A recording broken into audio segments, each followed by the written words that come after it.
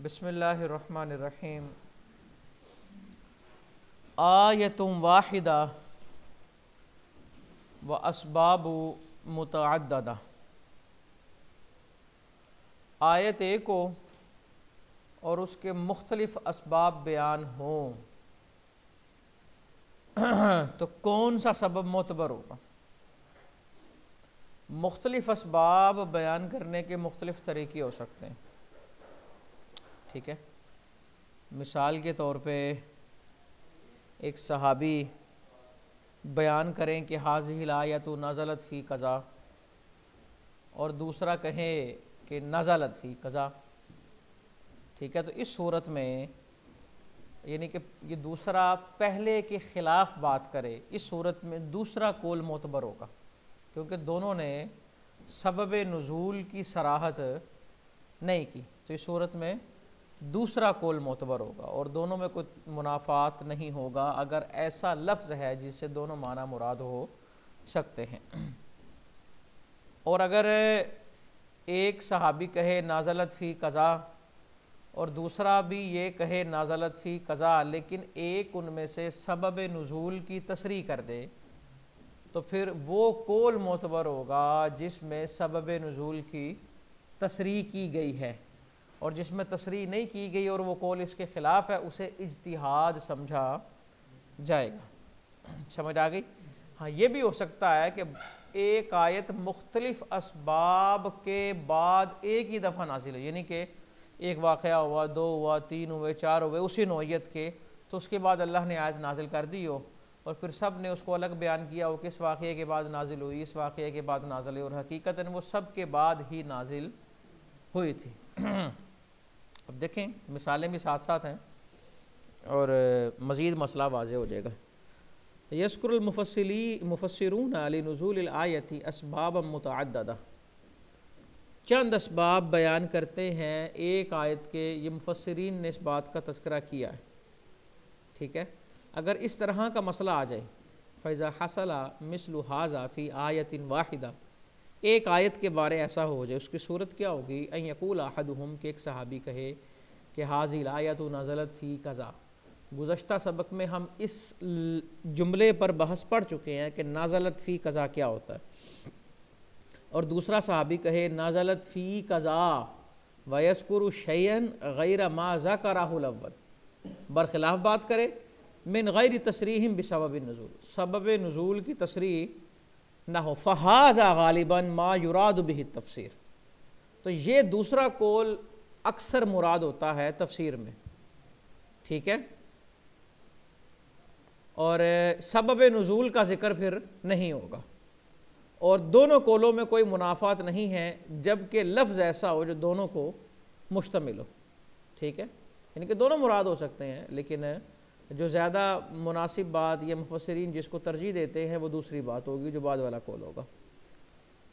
अच्छा जी, और अगर एक सहाबी ने अपने कौल नाज़लत फ़ी कज़ा से ही ताबीर किया, लेकिन वसर्रहल आखरू बिज़िक्रि सबबी, और दूसरे ने आयत का शान नुज़ूल बयान कर दिया, और ये शान नुज़ूल उस तफसीर के ख़िलाफ़ है जो एक ने की है, फ़हुवल मुअतमद, तो ये शान नुज़ूल वाली बात काबिल एतमाद होगी, और वज़ाक़ का इस्तिंबात, और जो शान नुज़ूल जिसमें नहीं और जो बरखिलाफ़ है उसको इज्तिहाद समझा जाएगा।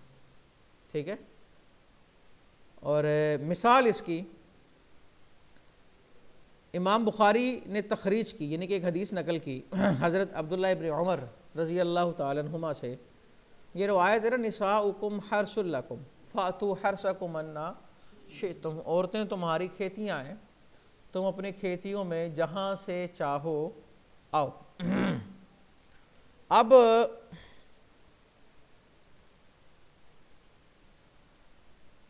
इसके अंदर हज़रत अब्दुल्लाह इब्न उमर कहते हैं यह आयत नाजिल हुई है फ़ी इतियान निसाई फ़ी अदवारिहिन्ना, उन लोगों के बारे में जो ये कहा करते थे, यानी कि औरत की पिछली शर्मगाह को इस्तेमाल करने के हवाले से ये आयत नाजिल हुई है। हराम है अच्छा पहले अगली बात भी देख लें, फिर मैं इसको सारा इकट्ठा करता हूँ। वखरजा मुस्लिम जाबिर, और इमाम मुस्लिम हज़रत जाबिर रज़ी अल्लाह अन्हु से रिवायत लाई कि यहूदी ये कहा करते थे, मन अता इमराअतन मिन दुबुरिहा फ़ी कुबुलिहा, कि जो दुखूल तो करे अगली शर्मगाह में लेकिन आए पीछे वाली साइड से, तो फिर उसका जो बच्चा पैदा होगा वो अहवल, वो बेंगा होगा। ठीक है, तो अल्लाह ने आयत नाजिल कर दी निसाउकुम हर सुल्लकुम। ठीक है, अब दो बातें आ गई ना। अब्दुल्ला इब्न उमर ने कहा ये आयत इस मसले में नाजिल हुई, और हज़रत जाबिर कह रहे हैं कि ये सबब था जिसके बाद ये आयत नाजिल हुई। फल मोतमदु हदीस जाबिर, तो काबिल एतमाद क्या है? हज़रत जाबिर की हदीस, हज़रत जाबिर की हदीस। यानी कि ऊपर वाली से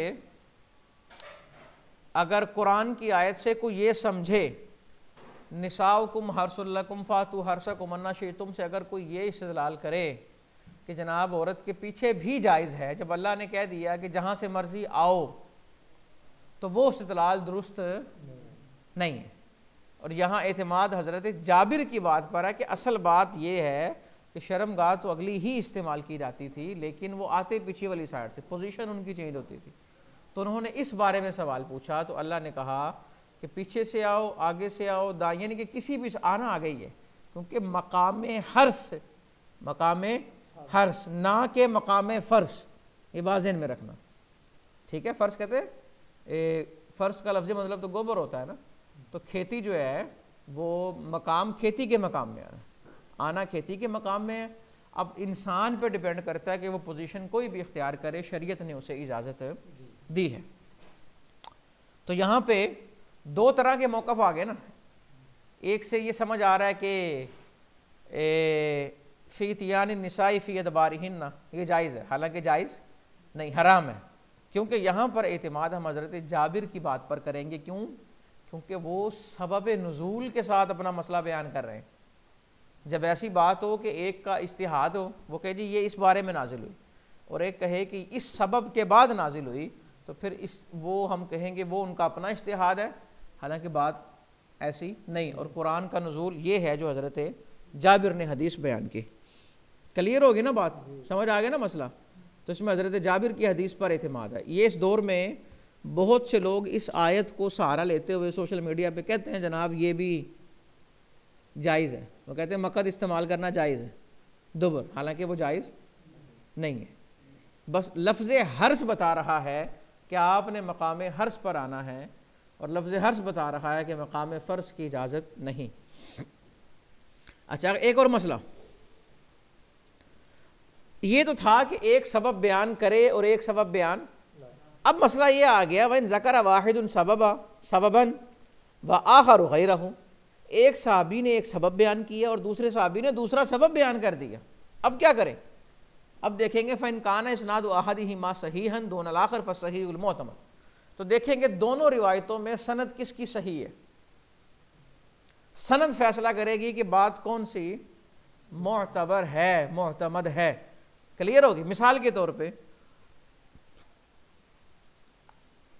हुजूर सहीहैन में यह हदीस मौजूद है कि हुजूर अलैहिस्सलातु वस्सलाम बीमार हो गए और आपने एक या दो रातें क़याम नहीं किया, तो एक आई औरत और उसने कहा माज़ अल्लाह नकल कुफ़र नबाशद। उसने कहा मोहम्मद, मैं देख रही हूँ कि मेरा ख्याल है कि आपके शैतान ने आपको तो छोड़ दिया। अब उसने अल्लाह को माज़ अल्लाह शैतान कहा, तो अल्लाह ने ये आयत नाज़िल फरमाई वद्दुहा वल्लैलि इज़ा सजा मा वद्दअका रब्बुका वमा क़ला, क्या आपके रब ने आपको नहीं छोड़ा। ठीक है। अच्छा, अब तबरानी ने यह रिवायत बयान की कि एक जर्मन होता कुत्ते का बच्चा, कतूरा, हुजूर अलैहिस्सलातु वस्सलाम के घर दाखिल हो गया और वो मर गया चारपाई के नीचे, और 4 दिन तक वहीं मरा रहा, पड़ा रहा, पता ही नहीं लगा किसी को, और वही नहीं आई। हत्ता के घर वालों को पता लगा कि कुत्ता मरा हुआ है, उन्होंने निकाला तो हज़रत जिब्रील आए वद्दुहा लेके। ठीक है, क्या लेके? अब ये दो बातें आ गई ना। तबरानी कह रहे हैं वद्दुहा के नुज़ूल का सबब यह है कि वो कुत्ता घर से, क्योंकि फरिश्ते उस घर में नहीं जाते रहमत के जहाँ पर क्या हो जी, कुत्ता हो या तस्वीर हो, ये भी मौजूद है। और हम बड़े शौक़ से जनाब हमारे पीर साहब की तस्वीरें लंबी करके लगाते हैं और हार भी रोज़ चढ़ाते हैं, ये नाजायज़ है। यही तो बुत परस्ती, उस तस्वीर को काबिल ताज़ीम समझना, वो किसी की भी हो। समझ आई ना। आला हज़रत लिखते हैं सालिहीन की तस्वीर ज़्यादा बुरी हैं, क्योंकि आम तस्वीर का बंदा एहतराम नहीं करता, सालिहीन की तस्वीर का एहतराम करेगा। जी सुबह सुबह मैं देख ला मेरा दिन बहुत अच्छा लगता है, ये नज़रिया गलत है, ये इंसान को शिर्क की तरफ ले जा सकता है। अच्छा, अब दो बातें आ गई ना। सहीहैन में आया कि वो उस गुस्ताख औरत के जवाब में अल्लाह ने वद्दुहा नाजिल की, और यहाँ ये बात आई, तो लिहाजा अब सनद देखी जाए तो यकीनन तबरानी की सनद से बेहतर सनद सहीहैन की है। समझ आई। तो लिहाजा हम सहीहैन वाली बात को तरजीह देंगे। अच्छा, इब्ने हजर कहते हैं, फतह के अंदर ही किताब का नाम है उनकी, वो कहते हैं ये बात तो मशहूर है कि हज़रत जिब्रील नहीं आए कुत्ते की वजह से, लेकिन ये कहना ये सबब है आयत के नुज़ूल का, गरीब, ये बड़ी अजीब बात। समझ आई। तो ये बात बुरा वफ़ी इसनाद ही, और इसकी सनद में वो है जो मारूफ नहीं, तो फल मोतमद माफी सही, तो काबिल एतमाद वही है जो कहाँ है, सहीहैन में। अच्छा जी, वयुमकिनु, यह भी मुमकिन है कि आयत का नुज़ूल हो अक़ब सबबैनी, दो सबबों के बाद, अविल अस्बाबी या कई असबाब के बाद, तो उसे महमूल कर लिया जाएगा इस पर, यानी कि ये कहा जाएगा ये आयतें तमाम, इस आयत के तमाम शाने नुज़ूल, ठीक है। जब कोई माने ना हो तअद्दुद असबाब, जब वहाँ मुख्तलिफ असबाब मुराद लेने से कोई चीज़ माने ना हो, फिर सारे के सारे सबब ही मुराद। माने ना होने का मतलब ये है कि तमाम का माना मफहूम एक जैसा हो, मिलता जुलता हो, और वही बात हो रही हो। मिसाल के तौर पे अब देखें, ये अब तकरीबन इन दोनों का, ये दो रिवायतें जो आ रही हैं ना, ये जो आयत हमारे सामने आ रही है, वह आक़बतुम फ़ाक़िबू बिमिस्ला माऊ क़िबतुम बिही, बिमिस्ला है कि बिमिस्ली है, बिमिस्ली, वह आक़बतुम फ़ाक़िबू बिमिस्ली माऊ क़िबतुम बिही। अच्छा, अगर तुम उनसे बदला लो तो उतना ही बदला लेना है जितना उन्होंने किया है, बदले में ज़्यादती नहीं करनी। अब हुज़ूर अलैहिस्सलातु वस्सलाम हज़रत हमज़ा, अमीर हमज़ा सय्यद शुहदा रज़ी अल्लाह तआला अन्हु के जनाजे पर खड़े हैं और उनका मुसला कर दिया गया। वक़द मुस्सिला बिही, मुसला का मतलब होता है शहीद करने के बाद जिस्म के अज़ा काट दिए गए, और जिस्म के अज़ा काटने पर इक्तिफ़ा नहीं किया, अंदर से जो आर्गन्स होते हैं वो बाहर निकाल दिए गए, कलेजा निकाल दिए गए, उस पर भी इक्तिफ़ा नहीं किया, उसको उसका हार बनाकर गले में डाल के कच्चा चबाया गया दुश्मनी दिखाते हुए। ये हाल था।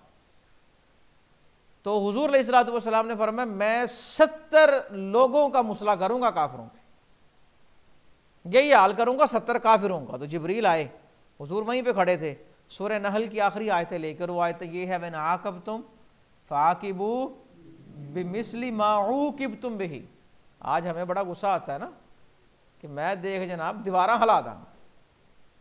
ये देखिए अल्लाह का हुक्म आया, कहा अगर आपने बदला लेना ही है तो फिर कितना, जितना उन्होंने किया। फिर हुज़ूर अलैहिस्सलातु वस्सलाम ने क्या बदला लिया, उन्हें माफ़ फरमा दिया और उन्हें वो दायरा इस्लाम में दाखिल हो, ठीक है ना। ये सारे मुसलमान हो गए थे ना, इनको शहीद करने वाले भी हज़रत वहशी। फिर ये आता है हुज़ूर अलैहिस्सलातु वस्सलाम ने फरमाया मेरे सामने ना आओ, मुझे अपने चचा याद आते हैं। फिर उन्होंने दुआ की अल्लाह मुझसे कोई ऐसा काम ले कि रोज़े माशर हुज़ूर के सामने खड़ा हो सकूं। फिर मुसैलमा कज़्ज़ाब को हज़रत वहशी ने कत्ल किया था, ठीक है ना। अच्छा जी, और वजह और ये रिवायत भी आई कि नहा नाज़लत यौमल फ़तह, ये यौमल फ़तह है कि ये आयत नाजिल हुई फ़तेह मक्का के दिन, जब अंसार ने ओहद के दिन कहा। अच्छा, ये आयत फतेह मक्का के दिन नाजिल हुई थी, क्योंकि अंसार ने ओहद के दिन कहा था कि अगर हम इन पर दोबारा हावी हुए तो हम इनके साथ लनरबियन्ना, बहुत ज़्यादा बदर जहा शदीद सलूक करेंगे। ठीक है, अब उनके जहनों में ये बात थी कि आज जनाब बदला लेंगे, सारे बदले लेंगे अपने। तो आयत नाजिल हुई क्या कि वन आकब तुम फ़ाकिबू बिमिस्ली मा उकिब तुम बिही। क्लियर होगी बात। अखरजहु तिरमिज़ी वल हाकिम। अच्छा, यजमा बैनहुमा या फयुजमा बैनहुमा, जमा ये है इनके दरमियान कि अव्वलन ये आयत नाज़िल हुई मक्का में हिजरत से पहले सूरत के साथ, क्योंकि ये सूरत मक्की है। फिर बाद में ये आयत नाज़िल हुई ओहद के दिन, फिर तीसरी दफ़ा ये आयत नाज़िल हुई फतेह मक्का के दिन। यानी कि इसका मतलब ये है कि ओहद के दिन जब किसी ने ये कहा कि अगर हम दोबारा हावी हुए या दोबारा हमने ये मौका पाया तो हम पर खच्चे उड़ा देंगे, तो वहीं पर फिर ये आयत नाजिल हुई। ठीक है, और फिर दोबारा जिस तरह फ़तेह मक्का के ऊपर भी, क्योंकि ये वहाँ पर भी एक सहाबी ने ये ऐलान किया ना कि यौमुल मलहमा, कि आज तो जंग का दिन है, आज तबाही फेर देंगे। हम अपनी ज़बान में समझाने के लिए कहें तबाही फेर देंगे आज। तो हुजूर ने फरमाया नहीं, अल यौम यौमुल मरहमा, आज तो रहमतों का दिन है। तो वहाँ पर भी आयत नाज़िल, यानी कि ये हो सकता है कि आयत एक मुख्तलिफ असबाब के तनाजुर में, या ये भी हो सकता है कि वहाँ पर यह आयत पढ़ कर बताई हो कि यह आयत नाजिल हो चुकी है पहले। क्या कि ऐसी बात नहीं करनी, वह आकब तुम फ़ाकिबू बिमिस्ली मा उकिब तुम भी, अगर बदला लेना है तो उतना ही लेना है जितना उन्होंने किया। और कुरान वाज़े कहता है ना, या अय्युहल्लज़ीना आमनू कुतिबा अलैकुमुल क़िसासु फ़िल क़त्ल अल हुर्रु बिल हुर्रि वल अब्दु बिल अब्दि वल उन्सा बिल उन्सा। और आगे चल के जहाँ फरमाया छठे पारे में, आँख के बदले आँख,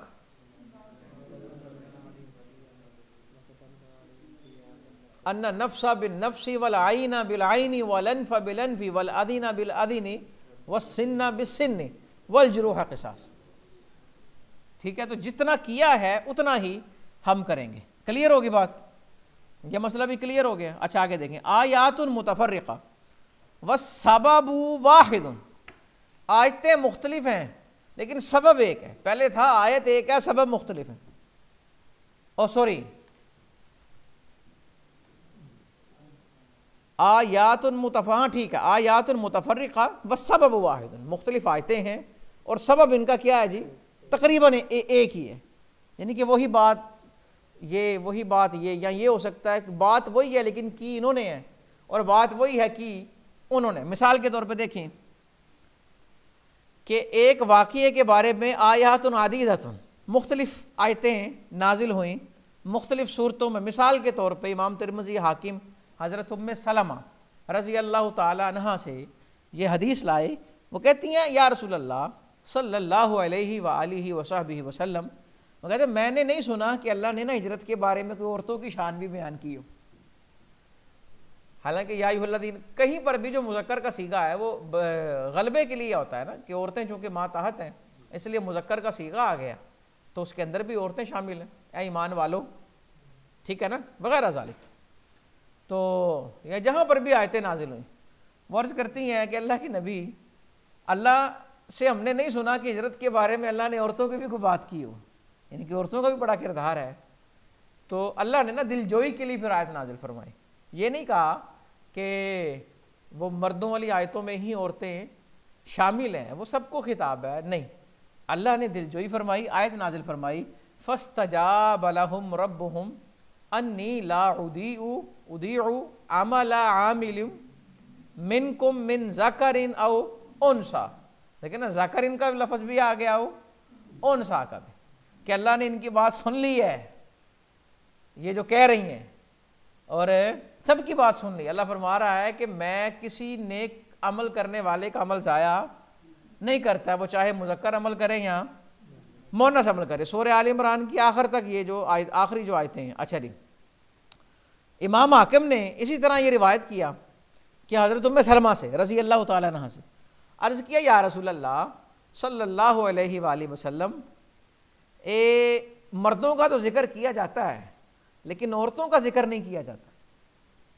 तो अल्लाह ने ना ये आयत नाजिल फरमाई, इन्नल मुस्लिमीन वल मुस्लिमाती वल मुमिनीन वल मुमिनाती वल कानितीन वल कानिताती वस्सादिकीन वस्सादिकाती वस्साबिरीन वस्साबिराती वल खाशिईन वल खाशिआती वल मुतसद्दिकीन वल मुतसद्दिकाती इला आखिरी। ठीक है जी, ये आयत अल्लाह ने नाज़िल फरमाई। इसमें मुज़क्कर का सीगा भी आ गया और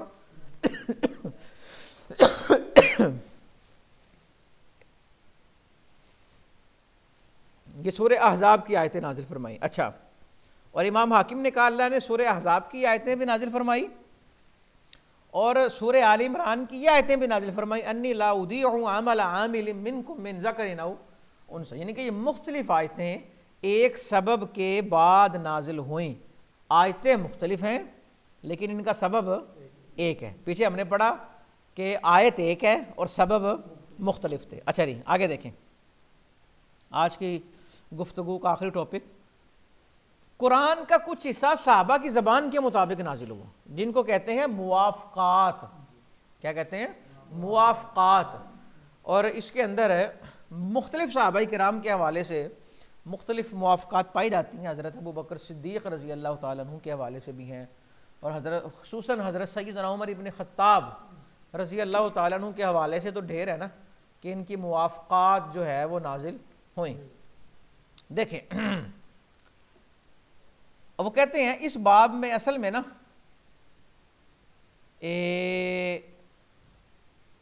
जो मेन गुफ्तगू हमारा इस टॉपिक को लाकर करना है वो हज़रत उमर की मुवाफ़क़ात को बयान करना है।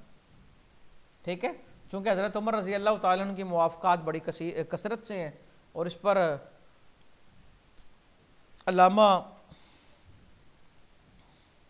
सुयूती ने भी एक रिसाला लिखा, क़त्फ़ुस समर फ़ी मुवाफ़क़ाती उमर। तो और भी जगहों पे इस तरह की चीज़ें हमें मिलती हैं।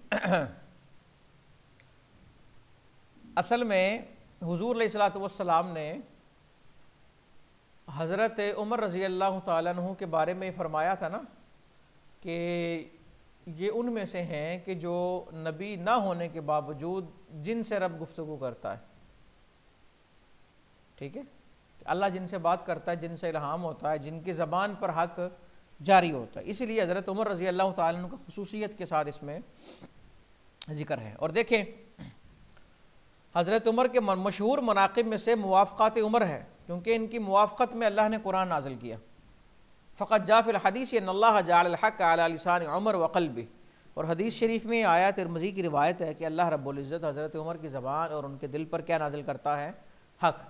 हक़, हज़रत उमर की ज़बान से हक़ निकलता है और इनके दिल में भी क्या आता है? हक़ आता है।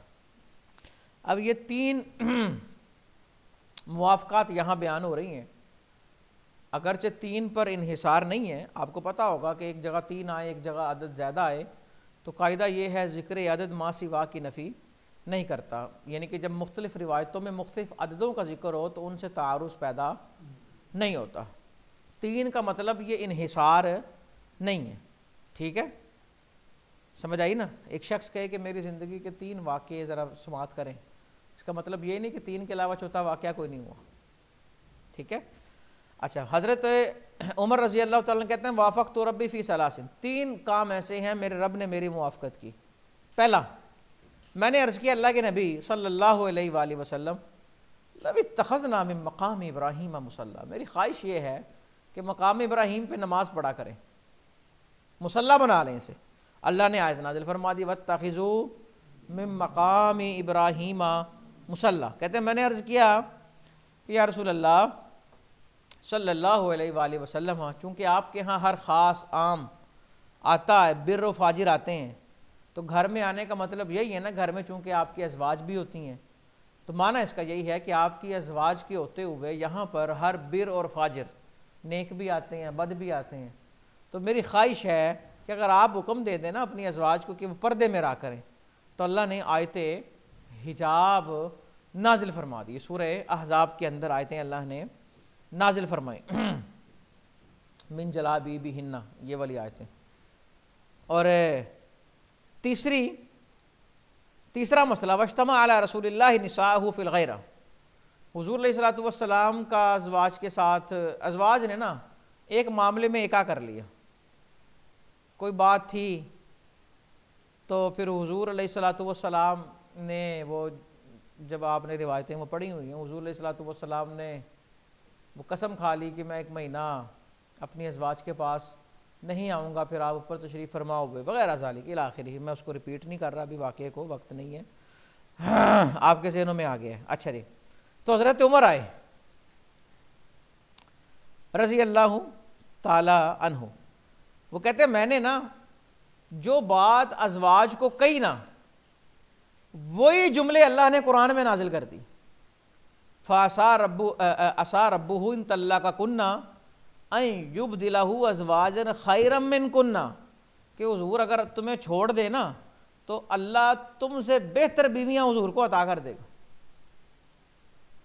तो अल्लाह ने इसी तरह इस आयत को नाजिल कर दिया। और इमाम सुयूती ने एक मखसूस रिसाला मुवाफ़क़ात उमर के अंदर जमा किया, जिसका नाम रखा क़त्फ़ुस समर फ़ी मुवाफ़क़ात उमर। ले जनाब, ये थे आज के अनावीन, तो इंशाअल्लाह बाकी फिर पढ़ेंगे।